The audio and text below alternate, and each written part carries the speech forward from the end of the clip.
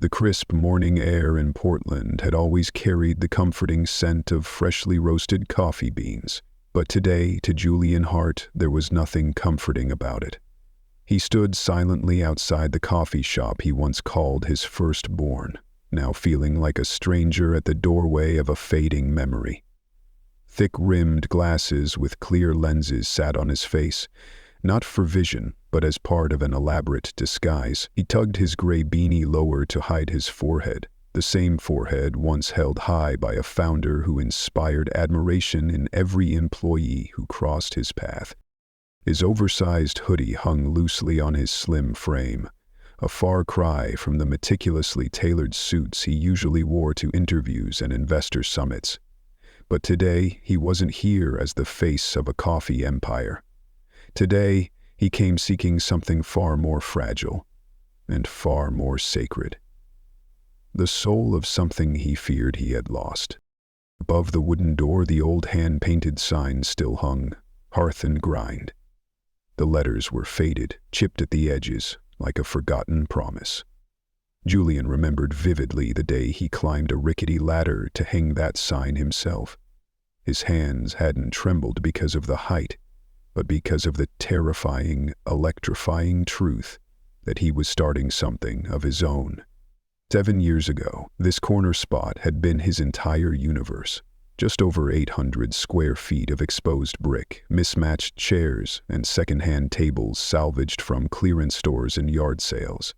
But it had heart. It had soul. Today, Hearth and Grind boasted 47 locations spread across the Pacific Northwest, with plans to break into California and Colorado. Business magazines labeled him a visionary. His face had graced the covers of trade journals, with headlines like, "From One Cup to an Empire." His mother had carefully framed every article and hung them proudly in her kitchen, a wall of shimmering trophies. But the reality was far less glamorous. Julian felt like an imposter, about to walk into a place where he had once left his heart, only to see how far it had drifted from its roots. The unraveling had started 3 weeks ago with a phone call from Maya, his longtime assistant. "Julian, you need to read these reviews," she said, her usual upbeat tone replaced by something taut and serious. And for good reason. The reviews for the flagship store, his very first, had plummeted from a solid 4.8 to a dismal 3.2 stars in just 6 months. Every complaint cut deeper than the last. Rude staff, sluggish service, coffee that tasted like it came from a soulless corporate chain. Gone was the warmth that had once defined its name. "This used to be my favorite coffee shop," one reviewer wrote. "I proposed to my girlfriend here 3 years ago because it felt real and warm and full of life. Now it feels like any other chain. What happened to the Hearth and Grind?" Julian had read that review 17 times, each time hoping it would hurt less. It didn't. By all logic, he should have called Marcus, the store's manager, or scheduled an official audit, but he knew better. He knew what happened when the founder showed up.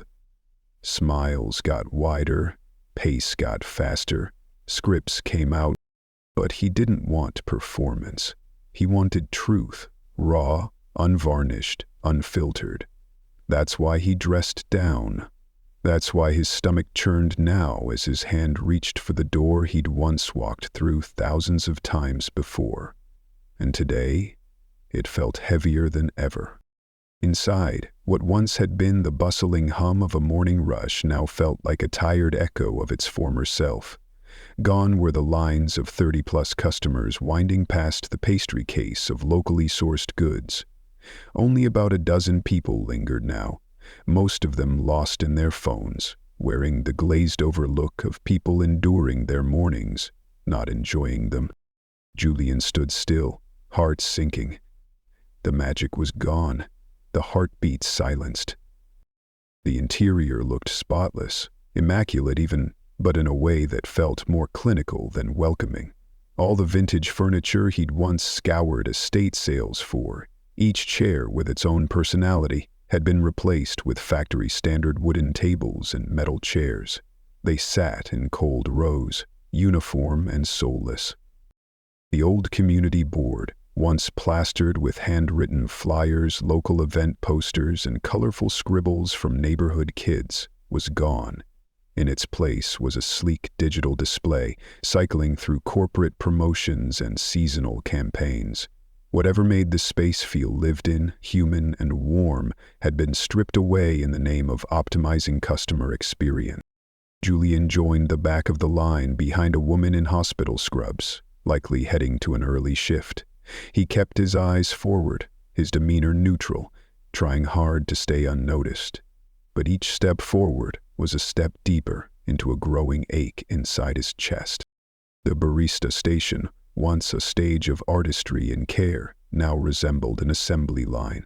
3 employees moved rapidly, robotically churning out drinks with the dead-side precision of factory workers chasing a shift timer. Behind the counter, Julian spotted Marcus, still the manager after 4 years. It should have reassured him. Marcus had been one of his first hires, a philosophy graduate who once spoke passionately about coffee as a way to connect cultures and people. But now, he stood with arms crossed, scanning the floor with the cold detachment of a foreman clocking productivity. His eyes no longer sought meaning, they measured metrics. Julian's thoughts were broken by a sharp voice. A young cashier, maybe 20, maybe less, gestured to the woman in scrubs with a practiced half-smile. "I'll take a large black coffee and one of those blueberry muffins," the woman said, pointing at the pastry case. $8.47, the cashier replied, not even glancing up from her screen. Julian blinked. Nearly $9? He remembered the debates he used to have, agonizing for weeks about whether raising the price of their breakfast combo to $4 might alienate their first loyal customers, construction workers, teachers, office assistants, the kind of folks who didn't just grab coffee here. They built their mornings here. The woman handed over her card with a tired sigh that seemed to settle directly into Julian's chest. It wasn't just overpriced, it was joyless. This wasn't what he'd wanted, not even close. Julian quietly moved forward in line, his ears catching broken fragments of conversation from behind the counter. Table 6 still doesn't have their drinks. It's been 20 minutes. Marcus is gonna lose it if we're behind on the timer again. Timer? Julian froze inside. He had never implemented timers. The entire philosophy behind Hearth and Grind was built on slowing down, on creating a space where people could pause, connect, and actually listen to one another. In those sleepless, early days, he had scribbled the mission on napkins. We don't just serve coffee. We serve moments of calm in a chaotic world. Next, called the same weary voice. Julian stepped up. The cashier, a young woman named Ashley according to her name tag, looked at him with barely concealed impatience, her smile mechanical and forced, like a pre-programmed message on a customer service hotline. "What can I get started for you today?" He almost ordered his usual medium dark roast, splash of cream, but stopped himself. This wasn't his usual place anymore. It wasn't his place at all. "Medium dark roast, just a little cream," he replied, voice dry, almost unfamiliar. Ashley tapped her screen at lightning speed. "It'll be $4.89. Would you like to add a pastry today? We're promoting our new protein bars, only $6.99, and packed with superfoods." Julian went still. Protein bars? In the place once known for handmade banana bread and locally sourced scones? "Just the coffee, thanks," he said softly, his throat tightening. As he handed over his card, he noticed her hands trembling. A red rash crept up her left wrist, stress-induced, he guessed. She couldn't be older than 22, yet she moved with the weary resignation of someone twice her age. "Your order will be ready at the pickup counter," she muttered, already turning her attention to the next customer. Julian stepped aside, heart heavy. This wasn't hearth and grind anymore. This was a machine wearing the skin of a memory, a factory that mass-produced smiles and pressed them into human faces. He found a seat near the window, one of the few spots that still whispered traces of the past, and sat down to observe. Around him, customers sat in isolation bubbles, glued to phones and laptops. No conversation, no laughter.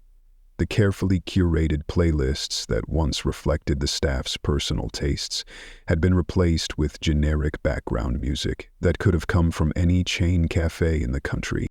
"A medium dark roast," a voice called out. Julian retrieved his coffee, noticing the plain white paper cup.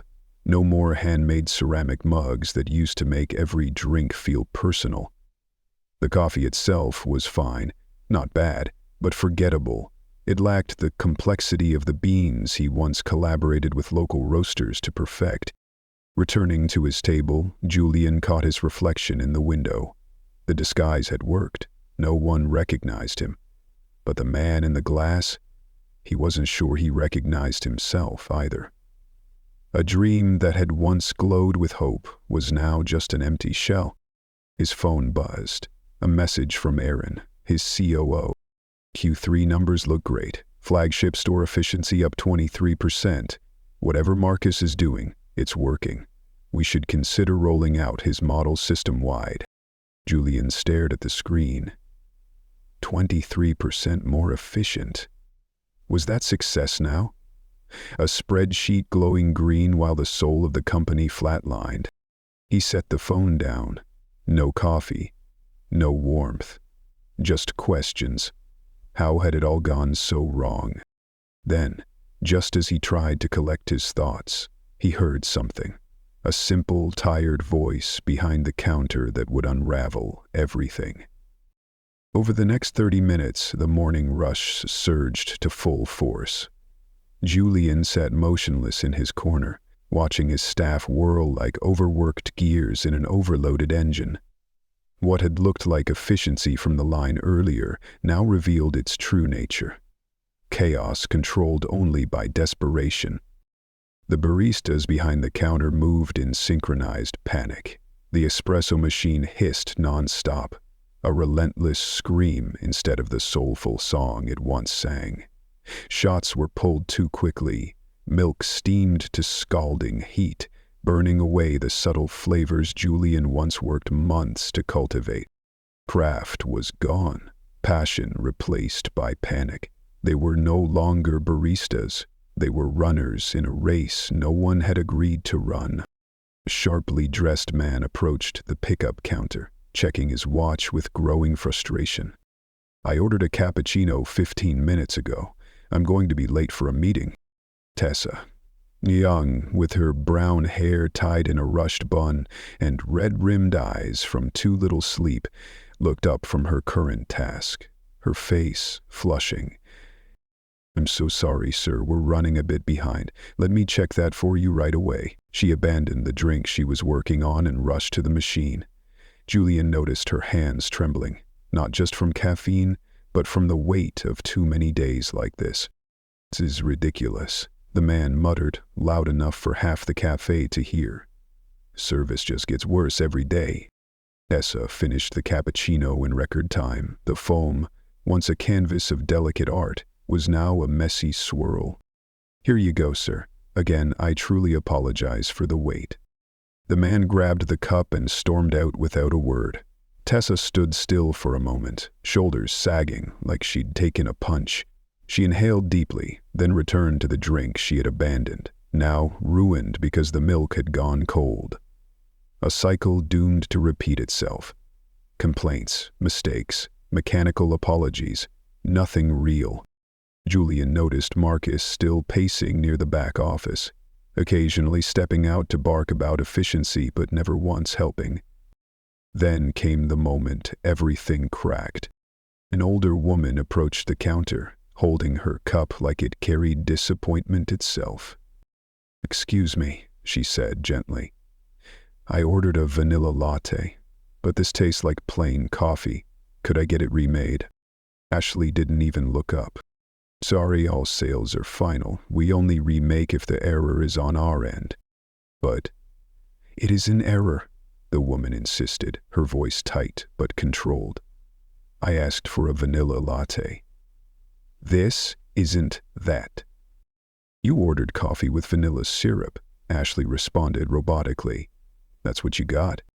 Julian's jaw clenched. He had never implemented a no-remake policy.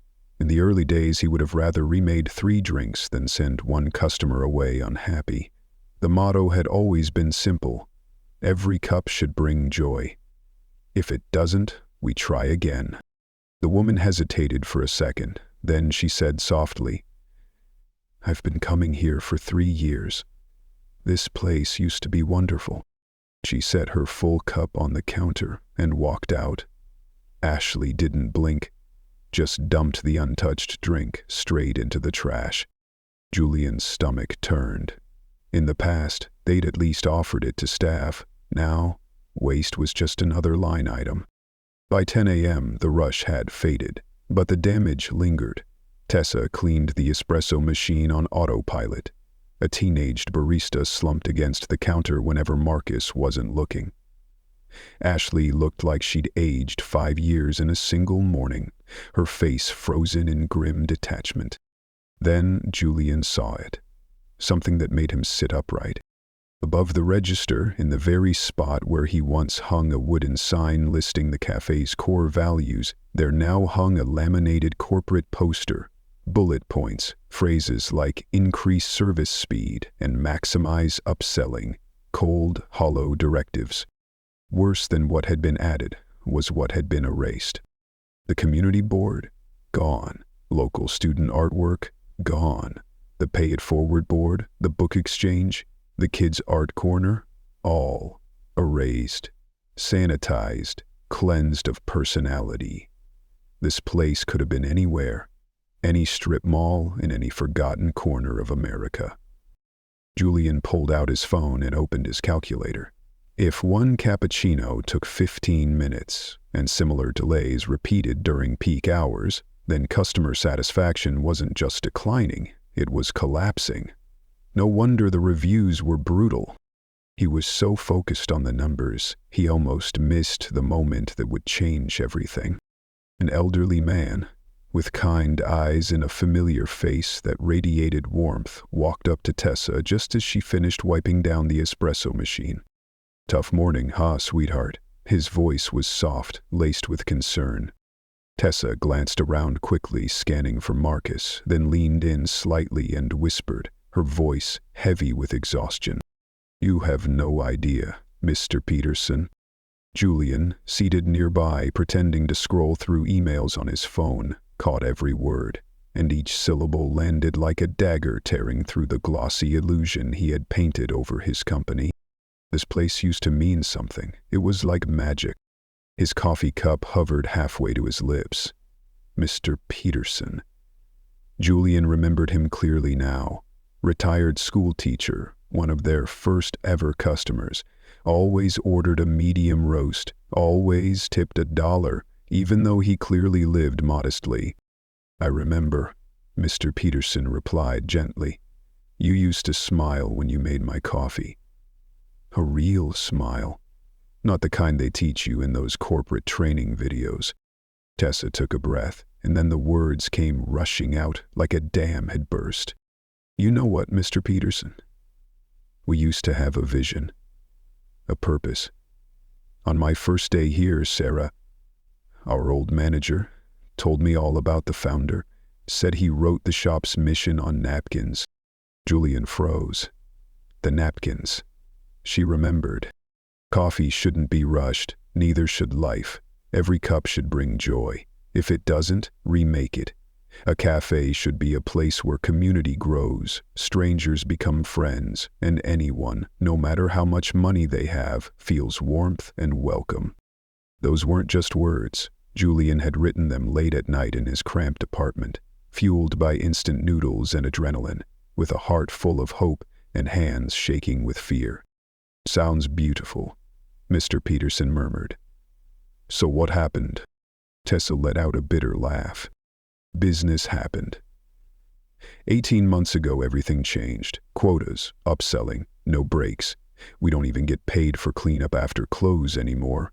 And if you speak up like Sarah did, they say you're not aligned with operational goals. And just like that, you're gone." Julian felt like his chest was cracking open. Tessa gestured toward the cafe around them. "Look at it, Mr. Peterson. Just look at what this place has become." She pointed at the walls, the chairs, the empty corners that once buzzed with warmth. "Where's the community board? Where's the kids' art from the school down the street? The mismatched chairs that made this place feel like someone's living room? It's all gone." Her voice caught, trembling but firm. "Now, it's just a coffee vending machine made of human bodies." Julian trembled. Her words were a mirror, and in that mirror he saw betrayal. Not from anyone else, from himself, from the principles he once vowed never to compromise. Then he saw something worse, the look in Tessa's eyes. There was betrayal there, but also, heartbreakingly, belief, a belief not yet extinguished. "Maybe the founder doesn't even know what's happening," she whispered. And somehow that whisper hurt more than a scream. Maybe he's sitting in some boardroom somewhere, staring at charts and thinking everything's fine. But here, where it really matters, we remember. We still remember what this place used to be. "Maybe he hasn't forgotten," Mr. Peterson said softly, like casting a rope into a pit of despair. "Maybe he just doesn't know." Tessa shook her head, her expression sadder than Portland rain. If a leader truly cared, he'd know when the soul of his company had died. She wiped at the corner of her eye. Her voice was hoarse now. "You know what hurts the most, Mr. Peterson? It's that I still believe. I still come to work hoping someone remembers that we're not just selling caffeine, we're offering moments of peace." Julian didn't move. His coffee had gone cold in his hands. Inside, a storm raged. Tessa, stripped of energy, pushed to the brink by policies he had allowed, still clung to the dream he once built. But she was right. He hadn't noticed. He'd been too caught up in expansion plans and investor meetings to see the quiet collapse of everything that mattered. And the painful truth was, she was right. He had placed his trust in the wrong hands. Over the next 3 days, Julian returned to the cafe like a detective. Morning, noon, and evening, each visit peeled back another layer of the rot that had festered beneath the surface. One quiet afternoon, he struck up a conversation with Derek, a young green barista wiping tables with mechanical precision. "Busy day, huh?" Julian asked casually, eyes still fixed on his laptop. Derek glanced around cautiously, then leaned closer and whispered, "Not really, but we gotta look busy. Marcus installed cameras everywhere." He motioned subtly toward corners Julian hadn't noticed before. Tiny cameras tracking every movement behind the counter. Julian swallowed hard. He had never approved surveillance on staff. "Marcus says it's to optimize workflow and identify training opportunities," Derek mimicked with a forced grin. "But really, it's to make sure we don't stand still for more than 30 seconds. The next day, Julian overheard Tessa chatting with Carmen, a senior employee. "Next week's schedule out yet?" 28 hours. "I got 26, as usual. Just low enough to not qualify for benefits." Julian stiffened. Their original policy had been clear. Employees working more than 30 hours a week received benefits. Deliberately splitting shifts to avoid paying them was something he had forbidden, in writing. "At least we still have shifts," Carmen whispered. "You hear about Lisa? Cut from the schedule because she asked about cleanup pay? The 30-minute window after closing?" "Yeah." Marcus said if she wasn't happy, volunteering for collective success, maybe she should work somewhere else. And then, poof, off the schedule. Not officially fired, just philosophical misalignment. Julian felt crushed. Lisa had been one of their most loyal employees. He'd personally signed off on her promotion 3 years ago. That night, Julian didn't go home to his sleek downtown apartment. He drove out to West Hills and stopped in front of a sprawling house that looked ripped from a design magazine. Aaron opened the door in designer loungewear, a glass of wine in hand. "Julian, everything okay?" "We need to talk," Julian said flatly. Inside Aaron's home office, Julian's eyes locked on a book open on the desk. Maximizing Labor Efficiency in Service Industries. A red bookmark marked the chapter. "I visited the flagship store," Julian began, "as a customer." Aaron smiled, but it didn't reach his eyes. "And how did it look?" "Like a machine. Efficient, but soulless." "That's success, my friend." Aaron raised his glass. "Streamlined operations, waste eliminated, output increased, numbers don't lie." "Who approved cutting pay for post-close cleanup?" Aaron paused, then shrugged. "Operational tweak. People were abusing the time, stretching 15 minutes into 45. As for limiting hours, every company does it. You can't survive chasing fairy tales." "And the cameras?" Julian asked quietly. Aaron's face darkened. "So, you weren't just visiting, huh?" Julian leaned forward, eyes sharp. "I founded this company on one belief. How we treat our employees reflects how we serve our customers. When did you forget that?" "When we grew up," Aaron snapped, his voice sharp and brittle. "When I realized your napkin poetry and community hugs weren't enough to build an empire." Julian felt like he'd been slapped. "Napkin poetry?" "Yeah, those little philosophical lines you used to scribble, touching for one small cafe. But we're not playing in the kiddie pool anymore. We've got investors, shareholders, growth targets. The market doesn't care about your ideals. It only cares about profit." Julian stared directly into the eyes of the man who had once been his closest friend. But the person he saw now was a stranger. "So you rewrote everything, without telling me?" Aaron rose from his chair and stared out at the glowing city skyline. "You were busy in boardrooms, pitching to VCs, sketching out strategy. Someone had to make the hard calls. Someone had to be the adult." "The adult?" Julian stood. "You mean the one who betrays everything we used to believe in?" "I mean the one who saved this company," Aaron shouted. "Values don't pay rent. Happy employees don't guarantee revenue. Sometimes you have to choose, to be loved or to win." Julian didn't move. Everything had come into sharp focus. He wasn't looking at a partner anymore. He was looking at the man who had buried their dream. "I trusted you, Aaron," Julian said quietly, his voice almost a whisper. "But trusting someone doesn't mean enabling their delusion forever." That conversation didn't just end a friendship of nearly 2 decades. It became the turning point that would redefine the future of Hearth and Grind. But before everything could come crashing down, Julian needed to ask one last question. "Aaron," he said, lifting his gaze to meet the eyes of the man who had once been his brother in arms. "When you look at what we've become, do you sleep well at night?" The silence before Aaron responded said more than his words ever could. "Sleep," Aaron gave a hollow laugh. "Sleep is for people who don't carry real responsibility." In that moment, something inside Julian broke, not with fire, but with a clarity that was cold, sharp, and pure. "You're fired, Aaron." The words landed between them like a death sentence. Aaron froze, wine glass suspended mid-air. "You're kidding."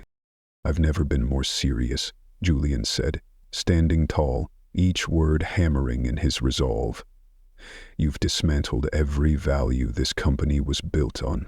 You deceived me, betrayed our staff, and turned my dream into your nightmare." Aaron set his glass down, his movements suddenly calculated. "Julian, think this through. I built this empire with you. The investors trust me. The board. They'll understand once I lay it all out, Julian interrupted, voice steady despite the tremor in his hands. You thought I wouldn't find out? That performance charts and profit graphs would hide everything? Aaron no longer looked shocked. He looked strategic, ready to pivot. You're not even involved in day-to-day ops anymore. You don't understand the complexities. I understand that you slashed wages while awarding yourself a quarterly bonus, Julian said, stepping forward, voice now low and lethal. I understand you installed surveillance without consent. I understand you fired Lisa just for asking to be paid fairly. And most of all, he said, his eyes blazing, I understand that you reduced the words I bled to write into nothing but napkin poetry. Aaron's face flushed with fury. Those employees don't appreciate what they have. You know how many applicants we get for every open slot? And that's the problem, Julian replied without flinching. You see people as replaceable parts. I see them as human beings. This is business, Julian. Since when did you get so sentimental? I've always been this way, Julian said simply. That's why I started this. He pulled out his phone.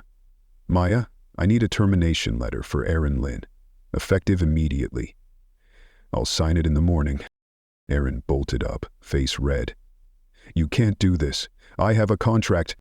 Your contract includes a clause on actions harmful to company culture, Julian said, voice like steel. And, I think, systematically destroying the spirit we built over 7 years qualifies. He turned toward the door. Security will escort you from HQ tomorrow morning. Don't make this uglier than it has to be. Julian, wait. Aaron's voice cracked with desperation. We can fix this. We can find a middle ground. Julian paused in the doorway, but he didn't look back. You had 18 months to find balance. Instead, you burned it all down and danced in the ashes.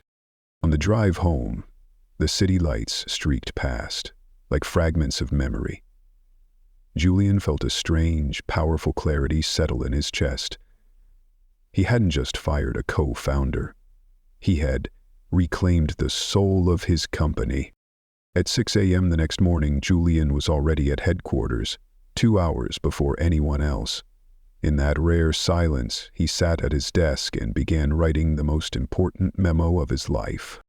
To all Hearth and Grind employees, from Julian Hart, founder and CEO. Subject, a return to our roots, effective immediately. All post-shift cleanup and prep time will be compensated at standard hourly rates. Schedules will prioritize full-time positions eligible for health benefits. All employee area surveillance cameras will be removed. The no remake policy is revoked. Customer satisfaction is the top priority. Community boards and local art displays will be reinstated in every location. Staff training will emphasize human connection and hospitality, not just speed. These changes reflect our renewed commitment to the mission we started with, delivering moments of peace in a chaotic world, one cup of coffee at a time. By 8 a.m., Aaron had been escorted from the building. His office was empty. His internal access was revoked. The emergency board meeting was tense, but Julian's evidence of policy violations and cultural damage was undeniable. That afternoon, Maya knocked gently on his office door. Marcus from the flagship store is on the line. He doesn't sound thrilled. Julian smirked. Didn't think you would be. Put him through. Mr. Hart. Marcus's voice was tight.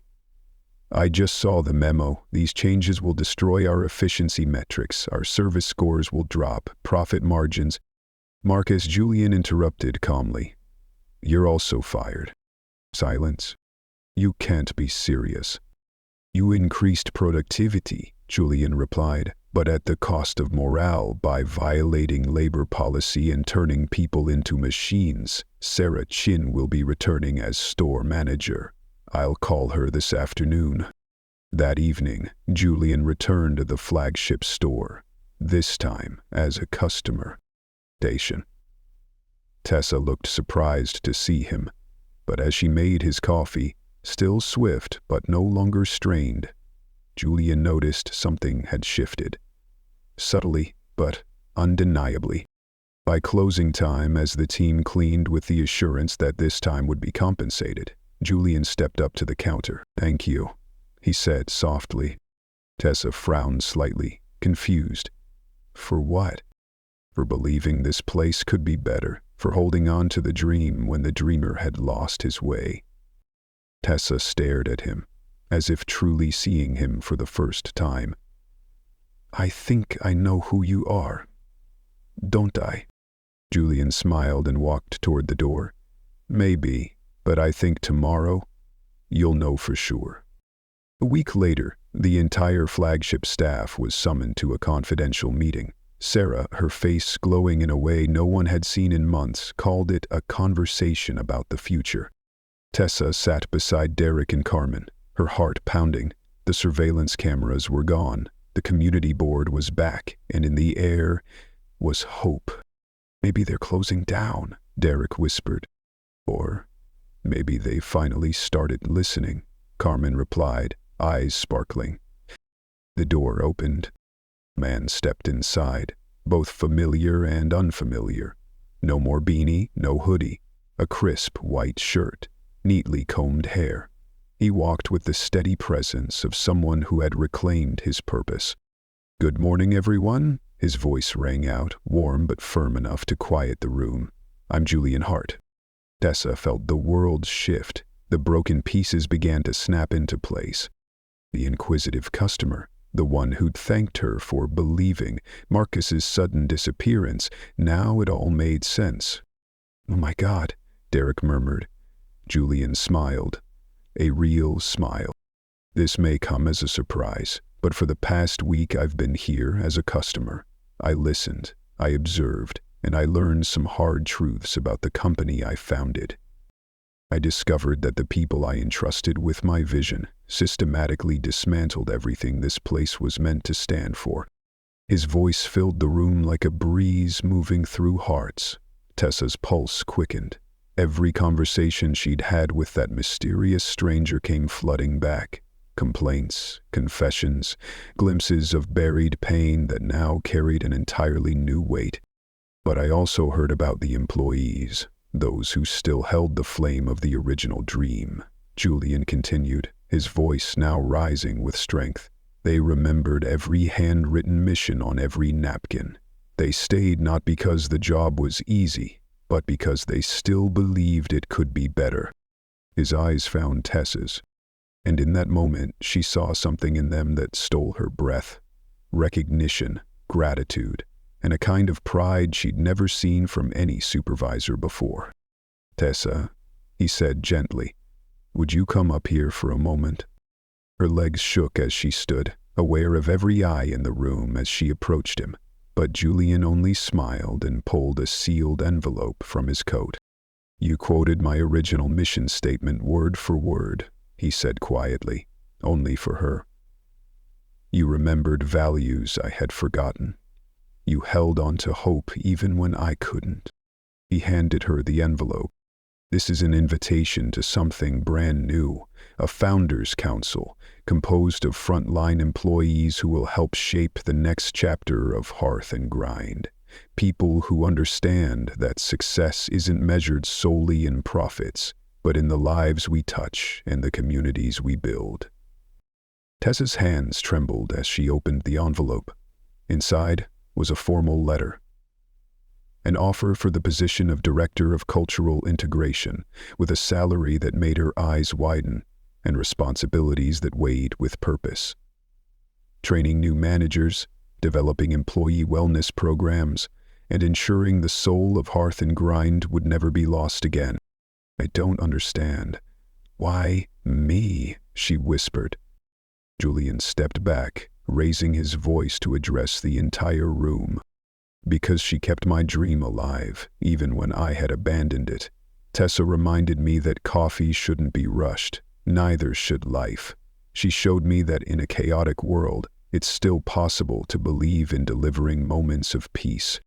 He turned to everyone. "Marcus is gone, Aaron Lynn, our former COO who implemented those toxic policies, is gone.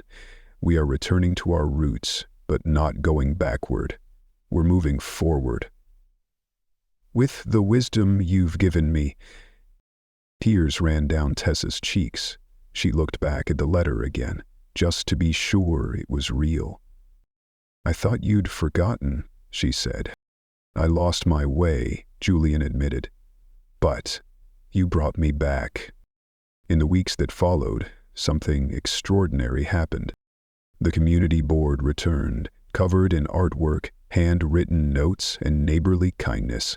The mismatched furniture came back, creating cozy corners where conversations bloomed like firelight. Aggressive upselling was scrapped, replaced with honest recommendations from the heart. Tessa poured everything into her new role.